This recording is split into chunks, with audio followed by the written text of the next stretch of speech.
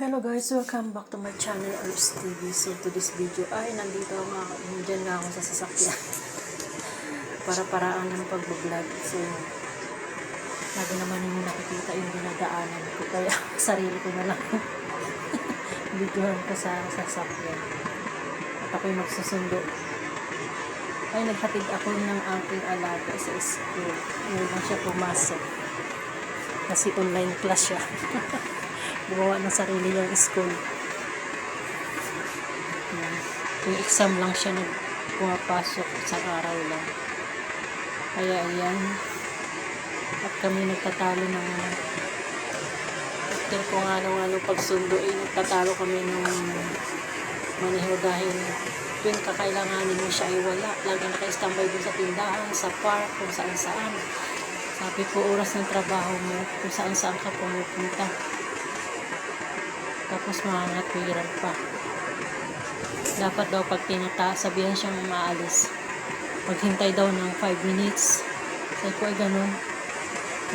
Yung employer pa niya ang maghintay, yung mga alaga namin, yung mga alaga ko, kailangan maghintay sa kanya. Kalahating oras na akong sige, hintay sa kanya. Dahil nga lumabas na yung alaga namin. So tinawagan siya ng alaga ko, nag-away sila kasi tinawagan siya ng alaga ko, nasaan siya, pinatayan niya ng cellphone. Tapos sabi niya kanya raw wifi yung gamit niya, kanya raw internet yung gamit niya, kanyang SIM card. Sabi ko, paano ka matawagan kung kailangan ka, kung ayaw mong ipagamit yung SIM card mo? Sabi ko, ako internet ko din, SIM card ko din. Sabi ko, oras ng trabaho kung saan-saan ka pumupunta. Sabi ko, ang dami mong pahinga. Kung wala sa tindahan, sa nagiinom ng tsaa, kung saan, sa restaurant, sa wala siya halos trabaho dito.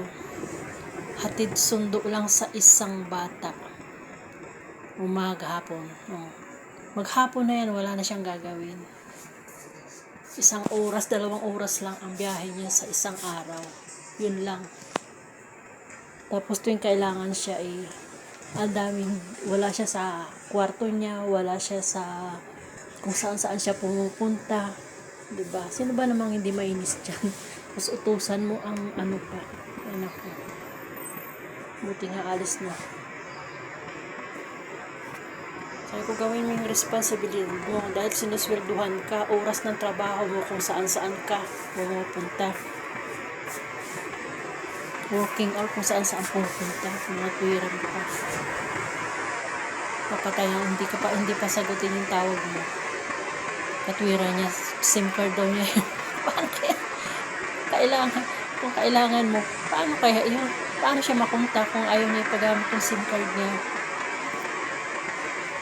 Ingot-ingot din, hindi rin nag-iisip. Binigyan siya ng SIM card, hindi niya ginamit. May SIM card yan binigay sa kanya, hindi niya ginagamit. Tapos bumili siya ng bagong SIM card niya. Tapos ngayon ayaw niya matawagan sa SIM card niya. Kung saan siya pumupunta. Pwede na ayaw-yawan ko din siya. Bahala siya, lumaya siya kung gusto niya. Sisweldo siya nang wala siyang ginagawa. Sabi ko, sagana ka sa kunti lang maniho mo. Sino lang pinagdadrive niya? Isang bata lang. 1 oras lang sa umaga, sa tanghali pag sundo, 1 oras lang din, yun lang. Hindi naman laging lumalabas yung mga mag-iina dito. Bihirang-bihira silang gumala. Minsan, itong amo kong babae nagdadrive sa sarili niya. Itong isa kong alaga, siya rin nagdadrive sa sarili niya. Wala siya talagang as in dito. Na-influence siya ng mga kapwa maniho niya dyan sa labas. Ayun, nag-away ko ng alaga ko. Sinaway ko na lang yung alaga ko na wag nang patulan. Kaya ang hirap umintindi. Sabihin ko sa amo ko, sabi ng amo ko pabayaan lang daw kung gusto lumipat sa iba.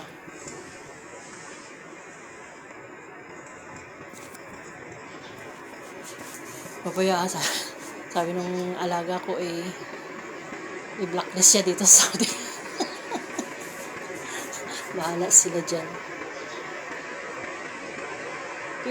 Yung kailangan mo, wala siya. Lagi talaga siyang wala. Kung saan-saan pa. Lagi yung reply niya, wait 3 minutes, 5 minutes. Tapos dadating 10 minutes, 15 minutes bago dadating. Oras ng trabaho niya kung saan-saan pumupunta. Mostly kasi dapat siya ang nag-a-adjust, hindi yung employer niya ang nag-a-adjust. Dahil anytime, pwede silang lumabas. Anytime, kung gusto nilang lumabas, lalabas sila. Tapos wala siya lagi. Kahit ako naiinis tuwing kailangan ko, wala lagi. Kaya pag ako lalabas, mini-message ko na yan. Kaagad. Ay naku, mag-music na nga tayo. Hindi ko na kinakausap yan. Music na nga. Sige pa akong sermon. Nakakainis kasi. Kahit ako naiinis sa kanya. Masagutan nila nung alaga ko ano naman yun kasi nga, tinawagan siya kasi nga magpapasundo yung alaga ko. Kung lumabas na nag-school. Ngayon, tinawagan siya. Ang sabi sa kanya, where are you? Yung pinatayan niya ng cellphone. Pinatayan niya. Oh, ano yun? Nakatwiran. Tapos ang katwiran niya, hindi raw yung tong alaga kong nagbili ng SIM card niya. kaya ayaw niya tawagan siya. Sabi ko, sino bang ang tumawag? Diba ito ang tumawag sa iyo? So, kailangan mong sagutin. Sabi ko, paano kanila kontakin? Paano kung kailangan kanila kung ayaw mo ipagamit yung SIM card mo, yung number mo? Oh. Tapos yung number na binigay sa kanya, hindi niya ginagamit. Ano yun? Buwang-buwang din. Ang hirap din paliwanagan. Grabe as in. Naku. Buti nga kung umalis siya. Mag-music na lang tayo. Malapit na matapos yung aking video. Sige akong daldal.